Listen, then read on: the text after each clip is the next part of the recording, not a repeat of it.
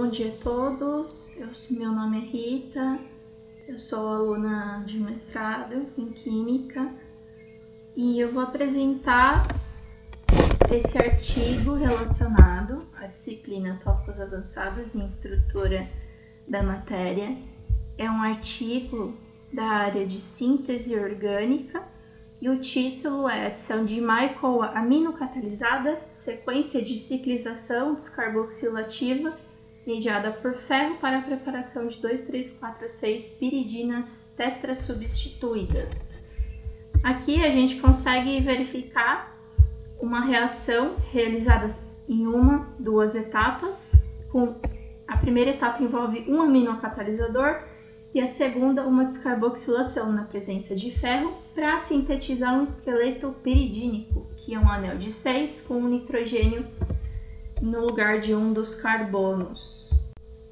Então, esse trabalho vai ser explicado em 4 tópicos. O primeiro eu vou falar um pouquinho sobre a ideia do artigo, o que ele abrange, um pouquinho das reações e sobre a importância de se isolar alguns intermediários, resultados de discussão, os estudos mecanísticos e conclusão, fechando sobre espectrometria de massas, também falando sobre sua importância nesse artigo para que consiga se entender melhor como a reação acontece e a importância de se identificar esses intermediários nas duas etapas da reação para a preparação das piridinas. Então, a ideia do artigo é a síntese de esqueletos piridínicos. Então, como eu falei, a piridina é um anel de 6, tem um nitrogênio heterocíclico. O artigo propõe uma rota sintética para preparar tipos de piridinas com 4 substituintes, envolvendo reações aminocatalisadas e reações de descarboxilação na presença de ferro. Então, na primeira etapa, é uma adição aminocatalisada de cetonas. Então, é uma adição de cetonas aminocatalizadas, um catalisador que possui o grupo amina, na presença de compostos isosaxol 5-onas, gerando intermediários, como esse.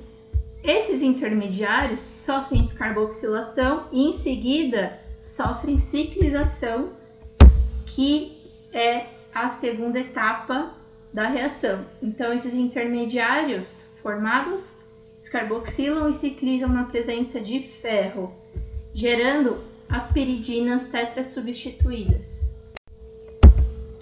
Sobre os resultados de discussão, o artigo testa várias condições para a síntese dessas piridinas. Então, o que eu estou mostrando aqui agora foram as melhores condições encontradas, com os melhores rendimentos também. Então,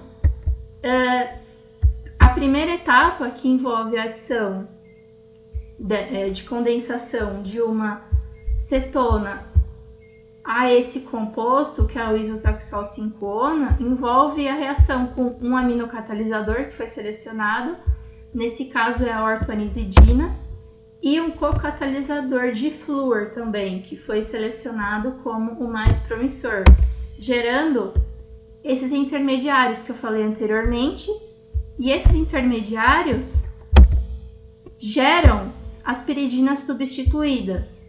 Eles geram quando eles sofrem descarboxilação na presença de ferro e ciclizam, sofrem ciclização intramolecular, gerando as piridinas tetrasubstituídas com bons rendimentos. Então, a ideia do artigo é essa. Os intermediários foram isolados na primeira etapa da reação e na segunda etapa também. Por quê? Para verificar se a reação está prosseguindo da forma correta. Foram realizadas análises via espectrometria de massas em tempos reacionais diferentes, para verificar se esses intermediários estavam sendo formados. Então, por isso é importante ter os estudos mecanísticos, né? As amostras reacionais foram analisadas utilizando-se um espectrômetro de massas de alta resolução, operando por ionização via eletrospray selecionada para o modo positivo, ou seja, as moléculas ficam na forma protonada. Aqui eu coloquei uma reação que foi uma condição fixada pelos autores do artigo. Tem uma cetona aqui, a ciclohexanona, na presença de um aminocatalisador. Essa é a primeira etapa da reação antes de sintetizar a piridina tetrasubstituída. Então, como ele fixou esse aminocatalisador, ele teve que isolar esse intermediário, né? Porque quando realiza-se essa reação, pressupõe-se que um dos intermediários formados seja esse, antes de dessa molécula sofrer a descarboxilação e a ciclização intramolecular. Então, esse foi um dos primeiros testes que eles fizeram. Então, eles analisaram o tempo reacional em 5 minutos de reação e conseguiram constatar esse íon formado aqui, com massa carga 1383, que é o resultado da reação anterior entre a ciclohexanona e a ortoanizidina. Por isso é importante a ionização por eletrospray, porque além de isolar na forma intacta, a molécula não sofreu nenhuma degradação e confirmou o estudo mecanístico também da reação, porque esse é um dos intermediários formados entre a condensação da ciclohexanona e a ortoanizidina. Esse é só um dos exemplos dos intermediários formados. Como foram muitos, eu quis mostrar somente esse primeiro, que foi um dos principais para confirmar que a reação estava realmente em andamento, para prosseguir para a segunda etapa, que é a descarboxilação e a ciclização intramolecular. Como conclusão de tudo isso,